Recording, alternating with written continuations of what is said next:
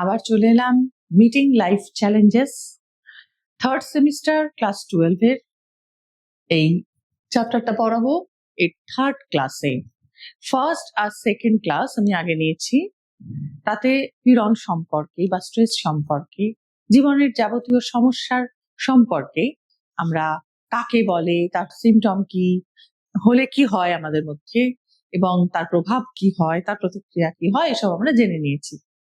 আজকে একদম যে আসল যে উদ্দেশ্যে আমরা এতক্ষণ ধরে এত পড়া করছি এই চ্যাপ্টারটা নিয়ে, সেই আসল জায়গায় আমরা পৌঁছে গেলাম। একদম লাস্টে আমরা এইগুলো লাস্ট ক্লাসে করব। এইগুলো হচ্ছে আমাদের শেখাবে যে আমরা ওই পরিস্থিতি, পীড়নমূলক পরিস্থিতি যা আমাদের খুব আক্রান্ত করে তোলে, আমাদের বিপর্যস্ত করে তোলে, তার হাত থেকে আমরা কিভাবে নিজেদেরকে বাঁচাবো, কিভাবে নিজেদের সমস্ত ক্ষমতাগুলোকে রেস্টোর করতে পারবো এবং চট করে হাল ছেড়ে দেব না পরিস্থিতির হাতে, পরিস্থিতিকে আমরা ওভার পাওয়ার করতে পারবো। আসল সেই জায়গাটায় আজকে আমরা এই ক্লাসে পৌঁছে গেলাম। কি কি পড়বো তাহলে আজকে একবার দেখে নিই। পীড়ন ও স্বাস্থ্য, স্ট্রেস অ্যান্ড হেলথ, সাধারণ অভিযোজনমূলক লক্ষণ সমূহ, জেনারেল অ্যাডাপ্টেশন সিনড্রোম, জীবনচর্চা, লাইফস্টাইল, পীড়ন আক্রান্ত ব্যক্তির জীবনচর্চা, লাইফস্টাইল অফ স্ট্রেস পিপল, পীড়নের সঙ্গে মোকাবিলা, ধারণা, সংজ্ঞা, কৌশল, অর্থাৎ পীড়নের সঙ্গে মোকাবিলা, যেটাকে আমরা বলছি কোপিং উইথ স্ট্রেস, তার কনসেপ্ট, তার ডেফিনেশন এন্ড দ্য স্ট্র্যাটেজিস। আর অ্যাট লাস্ট পজিটিভ ভাবে কি করে নিজেদের হেলথটাকে, পজিটিভ হেলথটাকে কি করে আমরা প্রমোট করব, কি করে সব রকম পরিস্থিতির মধ্যে থেকেও আমরা আলটিমেটলি পজিটিভ থাকবো এবং প্রত্যেকটা জীবন যুদ্ধে জয়লাভ করব। মানুষ হিসেবে নিজেদের সমস্ত ক্ষমতাগুলোকে চর্চা করে, সেই ক্ষমতাগুলোকে আমরা প্রয়োগ করে আমাদের জীবনটাকে সুস্থ সুন্দর বানাতে পারবো, আমাদের বেস্ট ওয়েলবিংটাকে আমরা গ্র্যাব করতে পারবো। আজকের ক্লাসে আমরা সেইগুলো শিখব। তো শুরু করে দিই ক্লাস। প্রথম দেখি পীড়নের সঙ্গে স্বাস্থ্যের বা স্ট্রেস অ্যান্ড হেলথ রিলেশনশিপটা একটু দেখে নিই। পীড়নের উৎপত্তি হয় বিভিন্ন পরিস্থিতির সাপেক্ষে, আমি আগেই আমরা পড়েছি। যে কোনো সিচুয়েশনে, যে কোনো রকম বাধা পেলে আমাদের মধ্যে স্ট্রেসের সৃষ্টি হয়।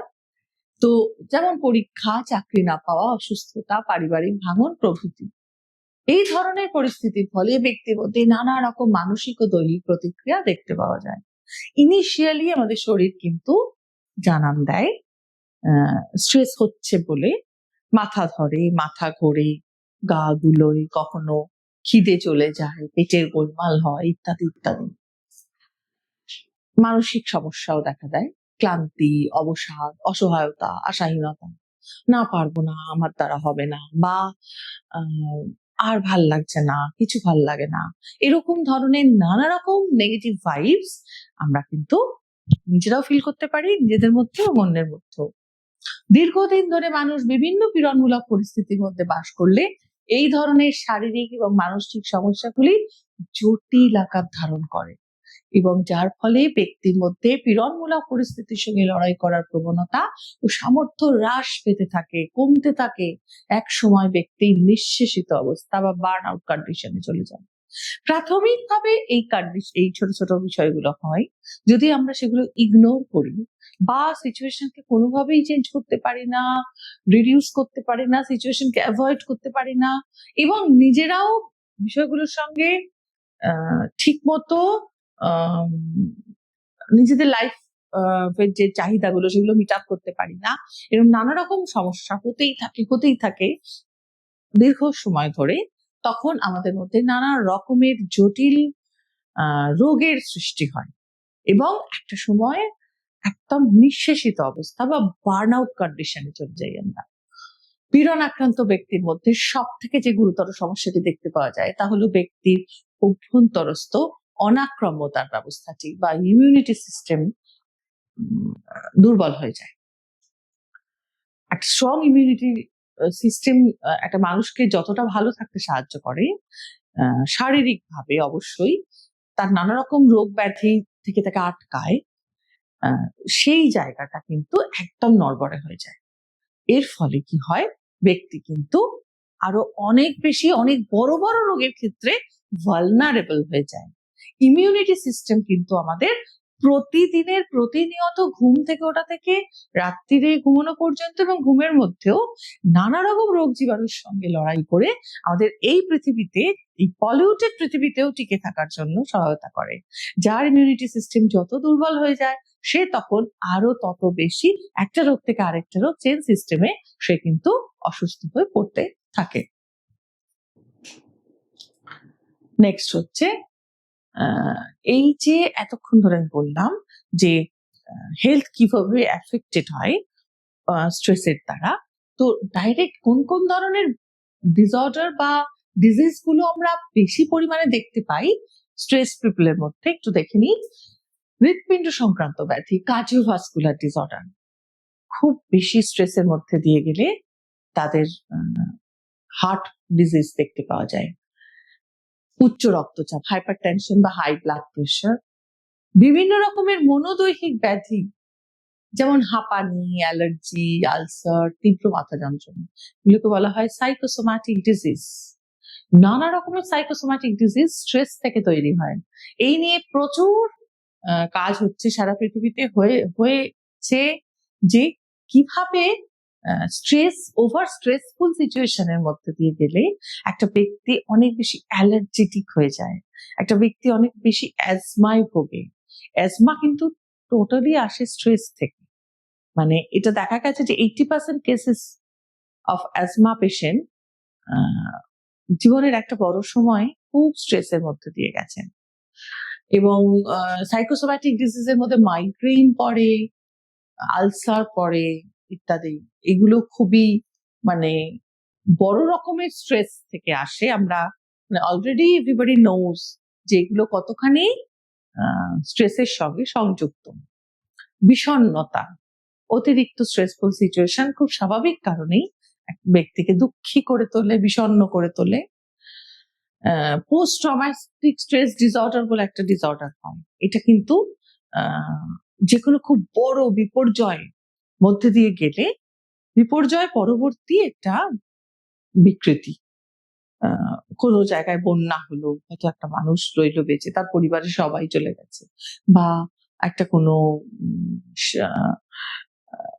জঙ্গি আক্রমণ করতো, একটা বড় স্টেশন কি বড় এয়ারপোর্ট বিধ্বংসী একটা বিস্ফোরণে উড়ে গেল, সেখানে অনেক কাছের জন একসাথে চলে গেল, বা মানুষ তার নিজের হাত পা হারালো। এই ধরনের ভীষণ বিপর্যয় থেকে বিপর্যয় পরবর্তীকালে যে মানসিক সমস্যাটা দেখতে পাওয়া যায় সেটা হচ্ছে পোস্ট ট্রমাটিক স্ট্রেস ডিসঅর্ডার বলা হয়।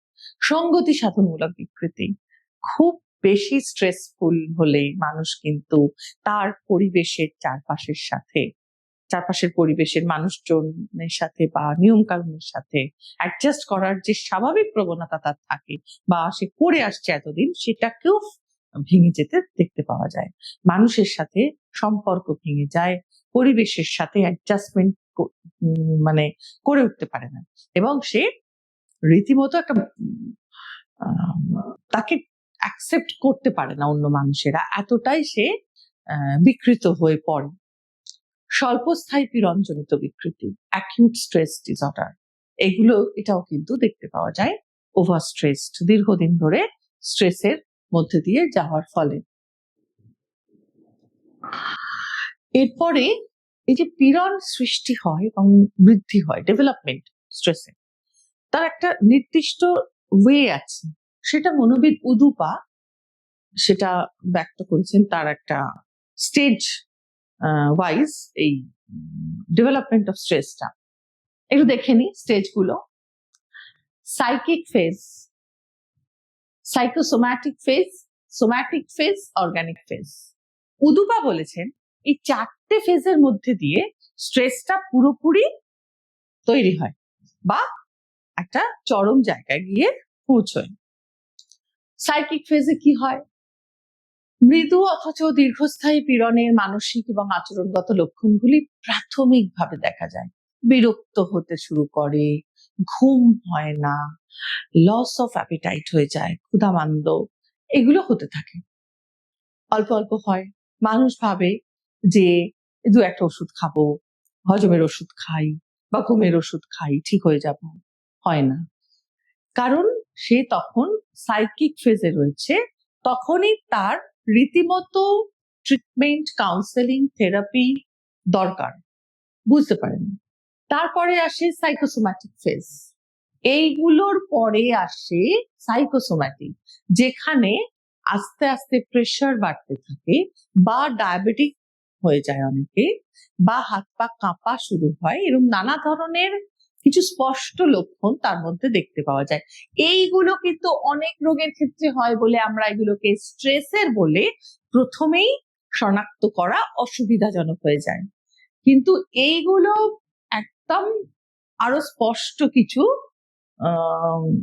আইডেন্টিফিকেশন মার্ক বা আইডেন্টিফিকেশন সিমটম।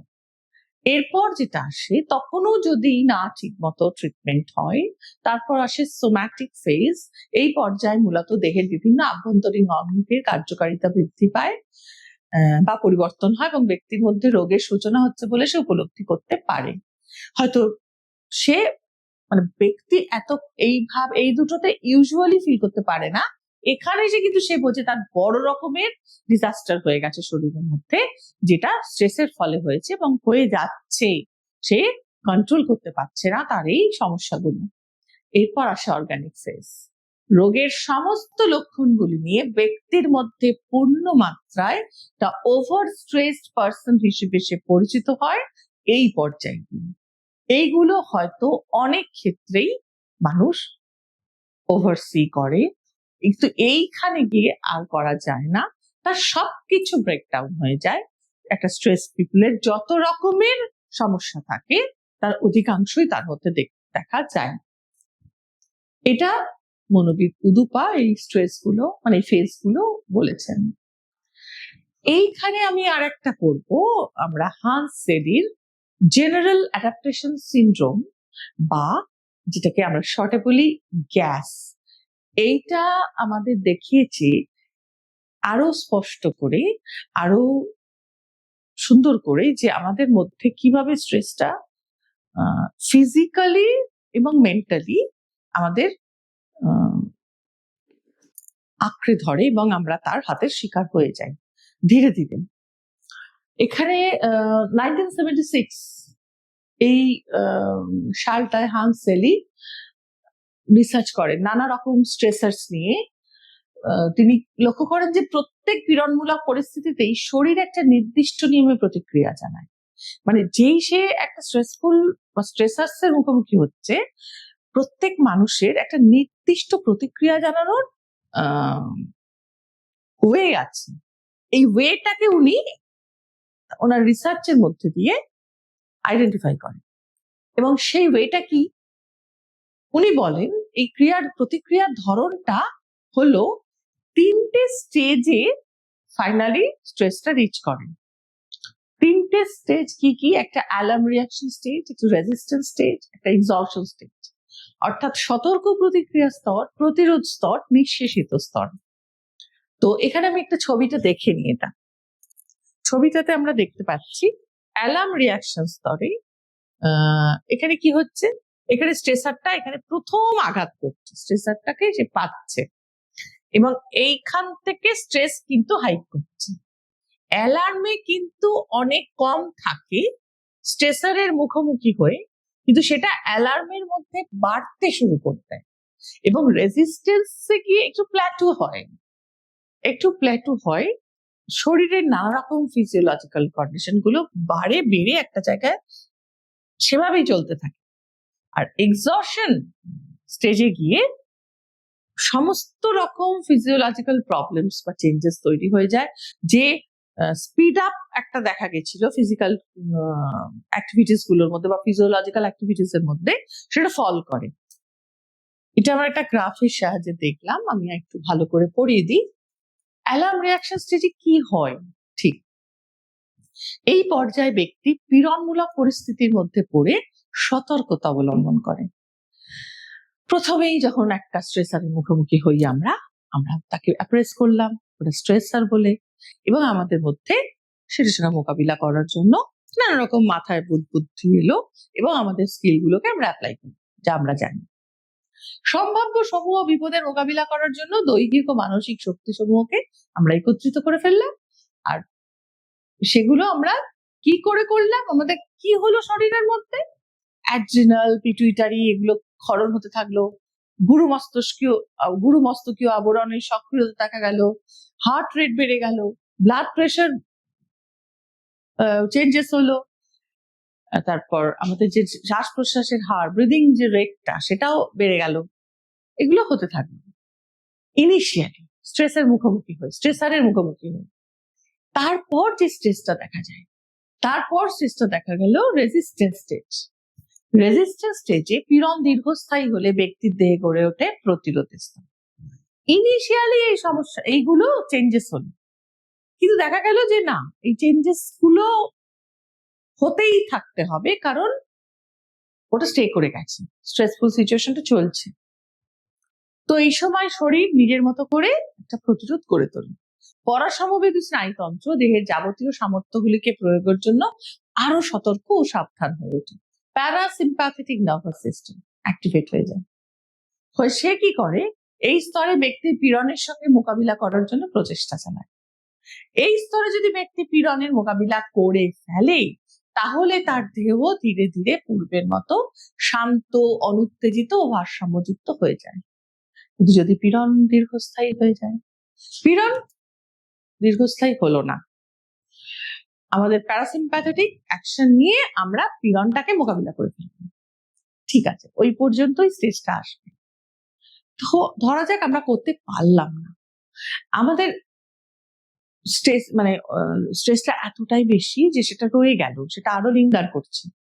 তখন কিন্তু আমরা আর আগের মতো আবার শান্ত জায়গায় ফিরবো না, তার বদলে ব্যক্তির দেহ ক্রমশ বিপর্যস্ত হয়ে পড়ে এবং শক্তি হারায়।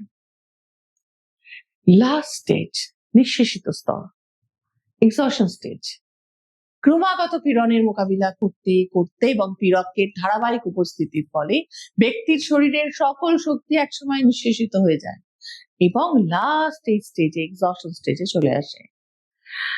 এখানে ব্যক্তির শরীর কিন্তু আর কোনো রেসপন্স করে না, সে গিভ আপ করে দেয় এবং ব্যক্তির দেহে যে প্রতিরোধ ব্যবস্থা এতক্ষণ গড়ে উঠেছিল তা ক্রমশ শক্তিহীন হয়ে পড়ে এবং যত রকম স্ট্রেস ডিসঅর্ডার গুলো, স্ট্রেসের ফলে যে রোগগুলো আমরা এর আগে পড়ে এলাম, অ্যালার্জি, অ্যাজমা বা post traumatic stress disorder, acute stress disorder, adjustment problem, এগুলো আমরা শুরু হতে দেখি।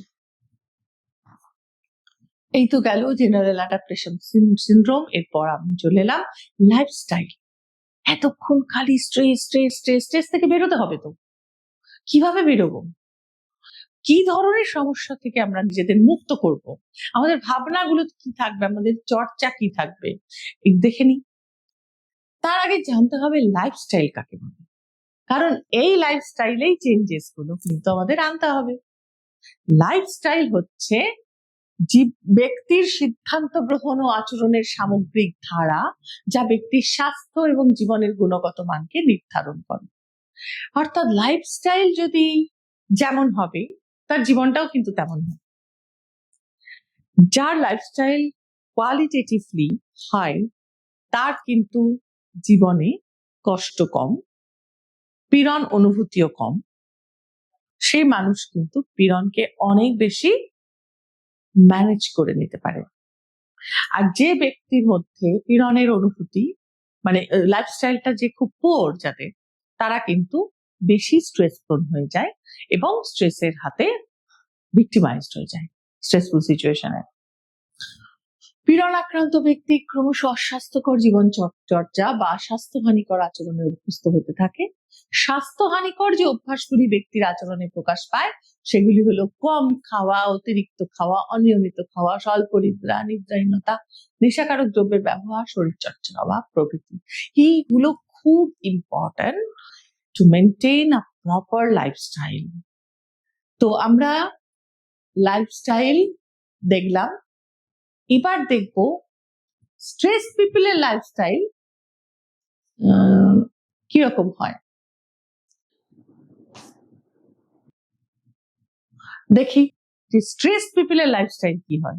এগুলো যদি আমরা চিনতে পারি তাহলে আমরা নিজেদেরকে এগুলো থেকে বিরত রাখলেই আমরা অনেক বেশি পরিমাণে স্ট্রেসকে ভালোভাবে হ্যান্ডেল করতে পারবো। প্রথম, কম পুষ্টিকর খাদ্য গ্রহণ। যারা খুব ওভার স্ট্রেসড হয়, অনেক বেশি চিনিযুক্ত খাবার বা নেশাকারক দ্রব্য ব্যবহার, বা যে খাদ্যগুলো আমাদের জন্য ভালো নয়, ভাজা ভুজি বা কনফেকশনার্স, যে মানে ফাস্ট ফুড যেগুলো, এগুলো অনেক বেশি এরা খেতে থাকে। এদের কোথাও একটা সেলফ প্রোটেকশন, খাওয়া দিয়ে একটা অন্যরকম আনন্দ দিয়ে নিজের সত্যিকারের সমস্যাটা ভোলার একটা প্রবণতা দেখতে পাওয়া যায়। কম পুষ্টিকর খাদ্য গ্রহণটা ওই জন্য একটা খুব বড় লাইফস্টাইল সমস্যা, যেটাকে কন্ট্রোল করলে কিন্তু আমরা বেটার আমাদের স্ট্রেসফুল সিচুয়েশনে আমরা প্রফিট পাবো। শরীর চর্চার অভাব, নিয়মিত শরীর চর্চা যদি না থাকে তাহলেও কিন্তু স্ট্রেসড হয়ে যায় মানুষ। অপর্যাপ্ত নিদ্রা কম হলেও কিন্তু ছোট ছোট ব্যাপারে মানুষ স্ট্রেস হয়ে যায়।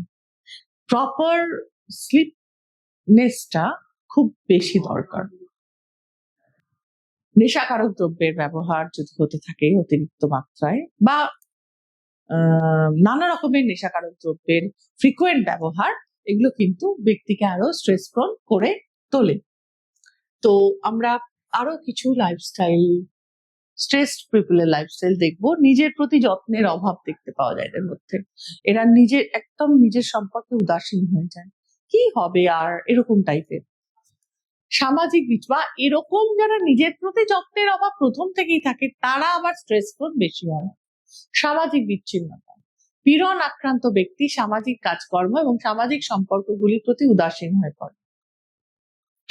এসে যায় না কিছু, কে ভালো বললো, কে মন্দ বললো, কার কাছে কতটা ভালো থাকলাম, কার সঙ্গে কতটা মত বজায় রাখতে পারলাম, কিছু এসে যায় না। সময় ও কাজের সুপরিচালনায় অসুবিধা, পীড়ন আক্রান্ত ব্যক্তির এটা হয়, আবার এটা থাকলেও পীড়ন আক্রান্ত বেশি হয়ে পড়ে। কাজগুলো সময় মতো সুন্দরভাবে ম্যানেজ করা বা এক্সিকিউট করা, এটা খুব দরকার। অতিরিক্ত পর্দালগ্ন সময় যাপন, অতিরিক্ত স্ক্রিন টাইম কিন্তু ব্যক্তিকে বেশি স্ট্রেসড করে তোলে। সারাক্ষণ যদি আমরা স্ক্রিন টাইম সময় দিই, স্ক্রিনের সময়টা বেশি দিই, আমাদের যে রিয়েল ওয়ার্ল্ডের যে আমাদের যে পেশা বা আমাদের যে ফ্যামিলির প্রতি যে দায়বদ্ধতা, এগুলো থেকে আমরা সরে আসবো, কারণ সময় 24 ঘন্টা। তাই এই অতিরিক্ত স্ক্রিন টাইম আমাদের কমাতে হবে। এরপর হচ্ছে সরাসরি চলে এলাম কোপিং উইথ স্ট্রেস। লাইফস্টাইল শুধু নয়, আরো কিছু স্ট্র্যাটেজিস বলবো যেগুলো কিন্তু আমাদের স্ট্রেসের বেলুনটাকে একদম ফুটো করে দিতে হবে, যাতে করে কোনোভাবেই আমাদের সামনে বড় না হয়ে ওঠে সেই স্ট্রেসফুল ম্যাটার্স গুলো। পীড়নের সঙ্গে মোকাবিলার কৌশল গড়ে ওঠে কোনো নির্দিষ্ট পরিস্থিতির পরিপ্রেক্ষিতে। পার্টিকুলার প্রত্যেক সিচুয়েশনের কোপিং স্ট্র্যাটেজি কিন্তু আলাদা, আবার প্রত্যেকটা মানুষের কোপিং স্ট্র্যাটেজি আলাদা। কৌশল গ্রহণের মধ্যে ব্যক্তির সচেতন অবচেতন সিদ্ধান্ত এবং পীড়নমূলক পরিস্থিতি থেকে স্বস্তি বা মুক্তি জড়িয়ে থাকে। প্রত্যেক ব্যক্তি যে কোপিং ইউজ করে না, সেটা করে সে তার ওই পরিস্থিতি থেকে মুক্তির জন্য বা স্বস্তির জন্য। সেখানে তার সিদ্ধান্ত গ্রহণের ক্ষমতা, সেখানে তার বিবেচনার ক্ষমতা, এগুলো জড়িয়ে থাকে। যাদের এইগুলো খুব ভালো থাকে তারা অনেক তাড়াতাড়ি কোপিং স্ট্র্যাটেজি, অনেক সুন্দর সুন্দর কোপিং স্ট্র্যাটেজি নিজেরা ইউজ করতে পারে। ব্যক্তির গৃহীত পীড়নের সঙ্গে মোকাবিলা করার কৌশলের মধ্যে থাকে ব্যক্তির গভীর বিশ্বাস, অভিজ্ঞতা, স্মৃতি, যৌক্তিকতা প্রভৃতি। কোন একটা ব্যক্তির প্রায়র এক্সপিরিয়েন্সের মেমোরি, তারপর তার লজিক্যাল সেন্স, তার এক্সপিরিয়েন্স, এগুলো অবশ্যই কাজে লাগে কোপিং স্ট্র্যাটেজিতে। এই পীড়নমূলক পরিস্থিতির সঙ্গে যে ব্যক্তি মোকাবিলা করতে পারে না, তার দেহের মধ্যে রোগ প্রতিরোধ ব্যবস্থা বিপর্যস্ত হয় এবং বিভিন্ন পীড়নমূলক অবস্থার অসুস্থতার সূত্রপাত হয়। এবার দেখব কত রকমের কোপিং স্ট্র্যাটেজি আমরা ইউজ করি বা করা উচিত। একটা হচ্ছে টাস্ক ওরিয়েন্টেড। কর্মভিত্তিক কৌশল বলতে বোঝায় পীড়নমূলক পরিস্থিতি সম্পর্কে, সেই পরিস্থিতি নিয়ন্ত্রণের জন্য বিভিন্ন বিকল্প পদক্ষেপ সম্পর্কে এবং সেগুলির সম্ভাব্য ফলাফল সম্পর্কে সমস্ত তথ্যগুলোকে আহরণ করে।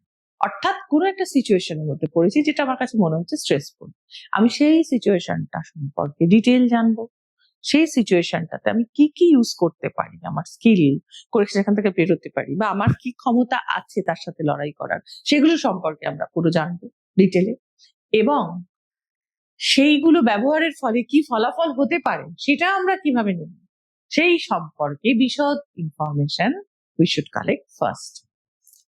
তারপর হচ্ছে আবেগ ভিত্তিক কৌশল। এইভাবেও আমরা কিছু স্ট্র্যাটেজি ইউজ নিতে পারি। আর এই কৌশলগুলির মাধ্যমে ব্যক্তি মনের আশা যথাসম্ভব বজায় রাখে, যার দ্বারা মূলত নিজের মনের মধ্যে নেতিবাচক আবেগগুলিকে নিয়ন্ত্রিত রাখা যায়।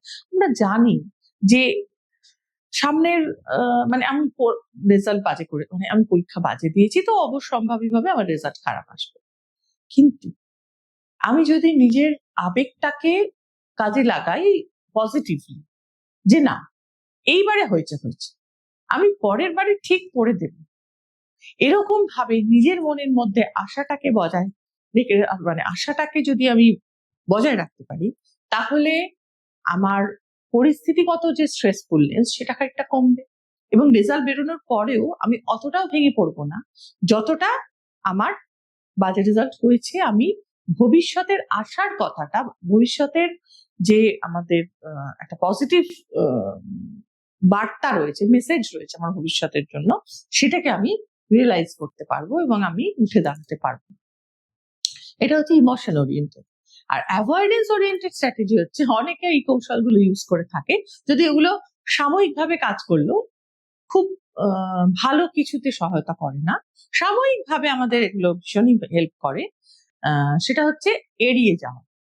মানে আমরা অনেক সময় খুব খুব হয়তো একটা বাজে এক্সপিরিয়েন্স হয়েছে, ভুলতে একটা সিনেমা দেখলাম, ওটা কিছুক্ষণের জন্য ভুলে থাকা যাবে, মানে এরকম ধরনের কিছু কিছু আমরা করে থাকি অ্যাভয়েড করার জন্য। ওটা সাময়িকভাবে ঠিক আছে, কিন্তু লং রানে বা লং টার্ম সেটা কিন্তু খুব একটা কাজে দেয় না।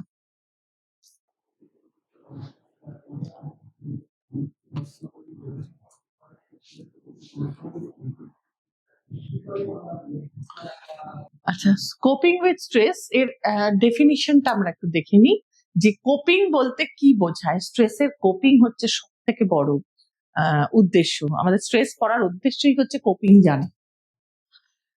ভি গুপ্ত এবং অ্যালগর্নি বলেছেন, পীড়নের সঙ্গে মোকাবিলা বলতে বোঝায় আভ্যন্তরীণ ও বাহ্যিক পীড়নমূলক পরিস্থিতিকে নিয়ন্ত্রণের জন্য সংগঠিত চিন্তা ভাবনা ও আচরণ। এটি এমন একটি কাজ যা সচেতন ও স্বেচ্ছামূলক ভাবে আচরণ সংগঠনের জন্য সুনির্দিষ্টভাবে ব্যবহৃত হয়। অর্থাৎ এমন একটা স্ট্রিক্ট কাজ যেটা বাহ্যিকভাবে এবং আভ্যন্তরীণভাবে পরিস্থিতিকে নিয়ন্ত্রণ করবে এবং নিজেদের আচরণ ভাবনাকে সুগঠিত করবে। আর নিউয়েল আর ডেভিস কি বলেছে, পীড়নের সঙ্গে মোকাবিলা হলো কঠিন বা ভীতি প্রদর্শনকারী পরিস্থিতি পরিচালনা করার জন্য ব্যবহৃত জ্ঞানমূলক পদ্ধতি এবং এটি ব্যক্তির শারীরিক ও মানসিক সুস্থতা বজায় রাখার ক্ষেত্রে একটি অবিচ্ছেদ্য ভূমিকা পালন করে। Coping is the process of using behavioral and cognitive approaches to manage difficult or threatening situations and plays an integral role in maintaining the physical and mental well-being of an individual.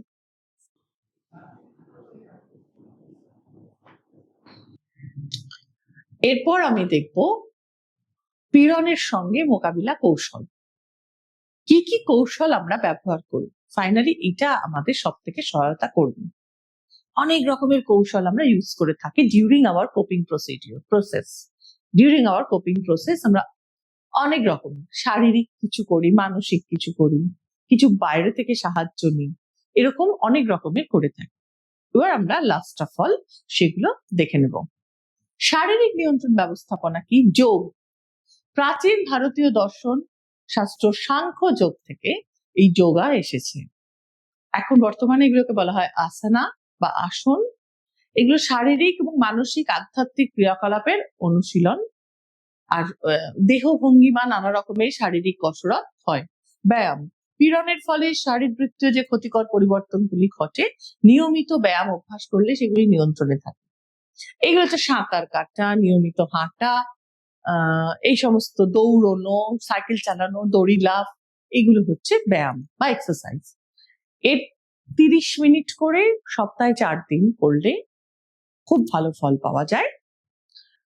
প্রাথমিক এর 3টে পর্যায় আছে। প্রথমে একটা প্রাথমিক প্রস্তুতি, তারপর মূল ব্যায়াম পর্ব, তারপর শীতলীকরণ পর্ব।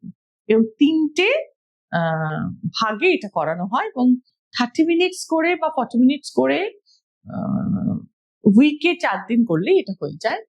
ধ্যান, এটা একটা পর্যায়ক্রমিক মনোসংযোগ বাড়ানোর একটা পর্যায়ক্রমিক প্রসেস, যেখানে অনেক বেশি ফোকাসড হওয়া যায়, তার ফলে চিন্তা ভাবনার ক্ল্যারিটিটা খুব ভালো চলে আসে। শিথিলকরণ কৌশল, এটি এক ধরনের সক্রিয় দক্ষতা যার সাহায্যে ধীরে ধীরে নানা রকম শারীরিক উপসর্গ, রোগ ব্যাধি কমে যায়। এখানে ব্যক্তি কি করে, নিজের ব্রিদিং এক্সারসাইজ এবং পেশি শিথিল করে, পেশিটা স্টিফ করে, শিথিল করে বা রিজিড করে, আবার রিল্যাক্স করে। এইভাবে নিজের পেশিটাকে প্রথমে নিচ থেকে শুরু করে, করতে করতে একদম মুখ পর্যন্ত আসে। নিজের শরীরের বিভিন্ন মাসেল গুলোকে সে রিল্যাক্স করতে এবং স্ট্রেন রিল্যাক্স এইভাবে সে নিয়ন্ত্রণ করতে শেখে, যেটা গভীর শ্বাস প্রশ্বাস তার সাথে একটা ট্রেনিং হয়, ধারাবাহিক ব্রিদিং ট্রেনিং। শারীরিক প্রতিক্রিয়া প্রদানকারী কৌশল, এটা আবার নানা রকমের এইডস থাকে, এই হার্ট রেট জানা বা নিঃশ্বাস প্রশ্বাসের যে মানে কতটা নেওয়া হচ্ছে, কতটা ছাড়া হচ্ছে, ওইগুলো মাপার, ওই সমস্ত গুলো ইউজ করে পীড়নের শারীরবৃত্তীয় দিকটিকে নিয়ন্ত্রণ করা হয়। কারণ আমাদের পীড়ন হলেই আমাদের শরীরের এই চেঞ্জেস গুলো হয়। যদি চেঞ্জেসটা আমরা প্র্যাকটিস করে ফেলি, তাহলে পীড়ন হলেও এই চেঞ্জেসটা যদি আমরা নিয়ন্ত্রণে রাখি, তাহলে পীড়ন অনুভূত হবে না। এটা একটা ব্যাক পদ্ধতি, এটা একটা রিসেন্টলি হয়, এটাকে বায়োফিডব্যাক টেকনিকও বলে। পীড়নের মানসিক নিয়ন্ত্রণ ব্যবস্থাপনা। এবার চলে আসছি মানসিক নিয়ন্ত্রণ, কিভাবে আমরা কোপিংটাকে মেন্টালি কোপ করতে, আমাদের মেন্টাল কিছু স্ট্র্যাটেজি আছে যেগুলো দিয়ে আমরা কোপ করতে পারি স্ট্রেসফুল সিচুয়েশনকে। একটা হচ্ছে সৃজনাত্মক মানসচিত্র গঠন। এখানে কিছু প্রায়র এক্সপিরিয়েন্সকে কাজে লাগিয়ে কোনো একটা লক্ষ্যে কল্পনা করতে বলা হয় পর পর পর পর দৃশ্যাবলী।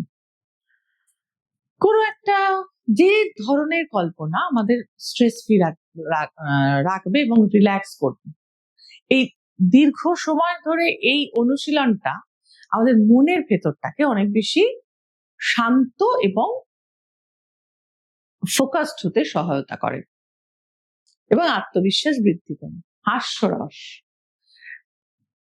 আমরা অনেক সময় হাসির গল্প, নাটক, জোকস, তারপর রম্যরচনা, এগুলো চর্চা করি বন্ধুদের সঙ্গে বলে, বা হাসি ঠাট্টার গল্পের মধ্যে দিয়েও আমরা অনেক সময় অনেক স্ট্রেস কিছুটা হলেও আমাদের রিডিউস করতে পারি।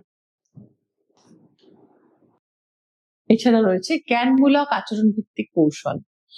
এটা আবার হওয়ার পরে নয়, স্ট্রেস তৈরির আগে টিকাকরণের মতন। যে কোনো রোগের আগে টিকাকরণ হয় যাতে রোগটি না হয়, মানে স্ট্রেস আসার আগেই এই ধরনের ব্যবস্থাগুলো নেওয়া হয়। এটা কিভাবে হয়, প্রথমে পীড়নের কি হতে পারে একটা সম্ভাব্য, তার পরিমাপ করে, তার কৌশল বুঝে নিয়ে তাকে অ্যাডাপ্ট করে ব্যবহার করি আমরা। এটা স্ট্রেস ইনকিউলেশন টেকনিক বলা হয়, যেহেতু এটা একটা ওই টিকাকরণের মতো। স্ট্রেস তৈরির আগেই আমরা ইকুইপ থাকি, প্রি ইকুইপড থাকি আমরা, স্ট্রেস এলে কি করব সেই নিয়ে। এটা একটা ট্রেনিং বিশেষ। আত্মকথন, নিজস্ব চিন্তা ভাবনা, নিজের সঙ্গে নিজের কথা বলা। আমরা বলি, আমরা ছোট থেকে অভ্যস্ত। ছোটবেলায় বাচ্চারা জোরে জোরে বলে, মনে মনে কথা বলতে অভ্যস্ত হয় না, তাই তার আত্মকথনটা বোঝা যায়। কিন্তু বড়রাও আমরা বলে থাকি, সারাক্ষণ নিজের সঙ্গে বলি, এবং স্ট্রেসফুল সিচুয়েশনে এই টেকনিকটা আমাদের বেড়ে যায়, একটু খেয়াল করে দেখলে বোঝা যায়। এবং এই টেকনিকটা আমাদের কিন্তু অনেক সময় অনেক ঠিক ভাবনা ভাবতে বা স্ট্রেস কমাতেও সহায়তা করে। এগুলো গেল সাইকোলজিক্যাল স্ট্র্যাটেজি। এবার আমি কিছু বহির সাহায্য বা আউটার ওয়ার্ল্ড থেকে আমরা যে সাহায্যগুলো পাই, প্রফেশনাল হেল্প বা নন প্রফেশনাল হেল্প, সেগুলো আমরা একটু দেখে নিই। যেমন পরামর্শদান বা কাউন্সেলিং, পীড়নমূলক পরিস্থিতিতে দিশেহারা ব্যক্তির জন্য সহযোগিতা করা হয়, তার সমস্যাগুলোকে তাকে বোঝানো হয়, তার সামনে কি ওয়ে আউট রয়েছে সেগুলো বলা হয়। সোজা কথা, তাকে আমরা একটা প্রফেশনাল হেল্প দিই। এখানে একজন কাউন্সেলর থাকে, একজন কাউন্সেলর থাকেন, তারা মুখোমুখি হন। অনেক সময় গ্রুপ কাউন্সেলিংও হয়। কাউন্সেলর একটা গ্রুপ অফ পিপলকে একসাথে কাউন্সেলিং করছে, সিমিলার প্রবলেম নিয়ে যারা উপস্থিত হয়েছে। তো এটা একটা মেন্টাল ইমোশনাল এই দিকগুলোকে ট্যাকল করার একটা অভিনব পদ্ধতি, নির্দেশনা দান। এটা পেশাদারি হতে পারে, অপেশাদারি হতে পারে। আমরা এটাকে গাইডেন্স আমরা অনেক সময় বাবা মার কাছ থেকেও পাই, বাড়ির বয়োজ্যেষ্ঠদের থেকেও পেয়ে থাকি, বা টিচারদের থেকে পাই। হ্যাঁ, এই ধরনের এই গাইডেন্স আমরা আমাদের, তাতে অনেক সময় অনেক হেল্পও হয় আমাদের। দিশেহারা, বুঝতে পারছি না কি নিয়ে পড়াশোনা করব, কিংবা কিভাবে এগোবো, বা কোনো একটা সমস্যায় পড়েছি যেটা থেকে আমরা নিজেরা ওয়ে আউট বার করতে পারছি না, অনেক সময় আমরা আমাদের আস্থাভাজন লোকের সঙ্গে সেটা নিয়ে পরামর্শ করে থাকি। That is called guidance. Last এখানে অভিভাবন বা সাজেশন, এটাও আমরা, এটা ইউজুয়ালি চিকিৎসার ক্ষেত্রে ব্যবহৃত হয়, ডাক্তাররা দিয়ে থাকেন, এবং তার সাথে অনেকেই এটা হয়, অনেকেই দিয়ে থাকেন, নয়তো সে ব্যাপারে এক্সপার্টাইজ রয়েছে আছেন। তো তিনি নানা ব্যাপারে সহায়তা প্রদান করেন সাজেশন দিয়ে। এটা অ্যাকচুয়ালি সাজেশন। সাজেশন আমরা অনেক সময় ছোটদেরকে দিই বা আমাদের সাবঅর্ডিনেটদের দিয়ে থাকি, অনেক সময় আমরা আমাদের ঊর্ধ্বস্থন কর্তৃপক্ষের থেকে পেয়ে থাকি, এবং আমরা সেগুলো অ্যাভেল করে দেখি বা অ্যাক্সেস করে দেখি যে সেটা আমাদের কিন্তু সহায়তাই করছে কোনো একটা সমস্যা থেকে আমাদের বেরোতে।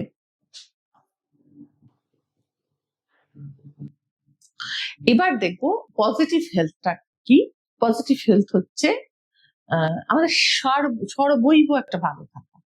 মানে শুধুমাত্র একটা রোগ নেই মানে যে আমরা খুব ভালো আছি তা কিন্তু নয়। আমাদের সব রকম ভাবে পূর্ণাঙ্গ ভালো থাকার অধিকার আমাদের রয়েছে, এবং সেটাকেই বলা হচ্ছে এখন ইতিবাচক স্বাস্থ্য বা পজিটিভ হেলথ। হ্যাঁ, তো এই পজিটিভ হেলথটা আমরা কি করে প্রমোট করব সেটা আমরা আগে দেখবো, বা কিভাবে বাড়াবো আমাদের পজিটিভ হেলথটাকে। শুধুমাত্র আমি পড়াশোনায় ভালো করি কিন্তু আমার অর্থনৈতিক দিকটা ভালো না, কিংবা অর্থনৈতিক দিকটা ভালো কিন্তু আমার সামাজিক সম্মান বৃদ্ধি পেল না, আমরা তো এইভাবে ভালো থাকতে পারি না। আমাদের ভালো থাকার জন্য অনেক ক্ষেত্র রয়েছে, অনেক বিষয় রয়েছে, সেগুলোকে আমাদের আহ নিয়েই, সবটাকে নিয়েই আমাদের ভালো থাকা।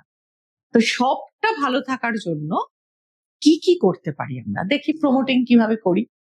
এগুলো তো রয়েছেই, সুষম খাদ্য, ব্যায়াম, ইতিবাচক মনোভাব, ইতিবাচক চিন্তা, সামাজিক সমর্থন, এগুলো রয়েছে। আমরা জাস্ট একবার দেখিনি যে কি করে আমরা প্রমোটিং করবো আমাদের পজিটিভ হেলথকে। ইতিবাচক মনোভাব সবসময় বজায় রাখবো, যতই বাজে কিছু ঘটুক না কেন। পৃথিবীতে কোনো ভালো কোনো খারাপ কোনোটাই শেষ কথা না, লাইফটাই হচ্ছে একটা আপস অ্যান্ড ডাউনের খেলা, একটা কার্ভের মতন। তো ইতিবাচক মনোভাব অলওয়েজ ধরে রাখতে হয়। সুদীর্ঘ আত্মবিশ্বাস, যত ইতিবাচক মনোভাব ধরে রাখবে তত আত্মবিশ্বাস বৃদ্ধি পাবে। কখনোই মনে হবে না যে আমি কিছু একটা ভুল করছি বা আমি ঠিক পারবো তো, এই ধরনের দ্বিধা মনের মধ্যে আসবে না। যত পজিটিভ থিঙ্কিং করতে পারবে, বা না এলে সব থেকে কম স্ট্রেসড হবে। পারিবারিক ও সামাজিক সমর্থন, এটা যেন সবসময় বজায় থাকে, কারণ ওই জন্যই আমাদের রিলেশনশিপ গুলোকে প্রপারলি হ্যান্ডেল করতে হয়। আমাদের পরিবার, আমাদের সমাজ আমাদের পাশে না থাকলে আমরা কিন্তু যতই সাফল্য পাই বা যতই টাকা রোজগার করি, আমরা দিনের শেষে কেউ ভালো থাকতে পারি না। কারণ man is a social animal, আমরা সামাজিক জীব, আমরা দিনের শেষে একজন কারোর মা, কারোর বাবা, কারোর ভাই, কারোর বোন, কারোর সন্তান, এভাবেই আমাদের জীবনের সবটুকু আমরা পেয়ে থাকি। অফুরন্ত আত্মবিশ্বাস ও আত্মশক্তি, এটা তো দরকার। আত্মশক্তিটা খুব বেশি দরকার।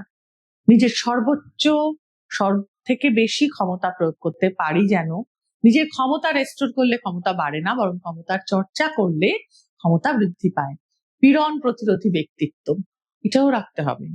ওই যে বললাম টাইপ এ, টাইপ বি, টাইপ সি, নানা রকম পার্সোনালিটি হয়। কিছু কিছু পার্সোনালিটির ট্রেট আছে যেগুলো কিন্তু স্ট্রেস প্রোন, যেমন টাইম আর্জেন্সি, যেমন নেগেটিভ থিঙ্কিং করা, যেমন কম্পিটিটিভনেস, এগুলো কিন্তু অনেক বেশি পীড়ন মুখী করে তোলে মানুষকে। স্বাস্থ্যকর জীবনযাপন প্রণালী দরকার, ভালো খাওয়া, ঠিকঠাক সময় খাওয়া, ঠিকঠাক ঘুমোনো, অনেক রাত পর্যন্ত স্ক্রিন টাইমে না কাটানো, বা অকারণ অযথা গসিপিং না করা, সমালোচনা না করা, এগুলো সবই খুব ভালো লাইফস্টাইলের মধ্যেই পড়ে। দৃঢ়তা, কনফার্ম হতে হবে, সময় ব্যবস্থাপনা, টাইম ম্যানেজমেন্ট, যৌক্তিক চিন্তা, যুক্তিযুক্ত চিন্তা করতে হবে, সম্পর্কের উন্নয়ন, যে কোনো রিলেশনশিপ সবসময় না নষ্ট করে ফেলার দরকার নেই, পারলে ডেভেলপমেন্ট করতে হয়। নিজের যত্ন, self care is very important to live properly for our wellbeing. Self care কিভাবে নিতে হয়, এটাও একটা গ্রুমিং। ছোটবেলা থেকে হ্যাবিটটা করতে হয়, বাড়ি থেকেই তৈরি করতে হয়, এবং ছোট শিশুদের মধ্যে নিজেদের জন্য ভাবার একটা বা নিজেদের জন্য করার, সবটাই নিজেদের জন্য যেমন নয়, কিন্তু কিছু জিনিস কিছু সেলফ প্রোটেকশনের জন্য দরকার, সেগুলো হ্যাবিট করে করা উচিত। অকেজো অভ্যাস থেকে মুক্ত হওয়া। যদি কোনো সময় ব্যাড হ্যাবিট তৈরিও হয়ে যায়, আমাদের সবসময় উচিত সেই ব্যাড হ্যাবিটটা সম্পর্কে সচেতন হলেই সেটাকে কি করে প্রত্যাহার করব বা কি করে সেখান থেকে সরবো, সেই সম্পর্কে একটা চিন্তা ভাবনা রাখা বা চেষ্টা রাখা। আজকের মতো পড়া এখানেই শেষ। তোমরা আশা করি বুঝতে পেরেছো, স্ট্রেস হওয়াটাই যেমন অনিবার্য, আবার স্ট্রেস নিয়ে বহন করে স্ট্রেসকে ক্যারি করাটা কিন্তু কখনোই শেষ কথা নয়। স্ট্রেসকে আমরা কি করে হ্যান্ডেল করব, কতটা সুন্দর করে ট্যাকল করব, ডিল করব, সেখান থেকে বেরোবো কি করে, এবং অন্য মানুষকেও কি করে সহায়তা করব, তার একটা ছক তোমরা, একটা তালিকা তোমরা পেলে, এবং আশা করি বুঝতে পেরেছো ভালো করে। নিজের জীবনে প্রয়োগ করবে, ভালো থাকবে। বাই।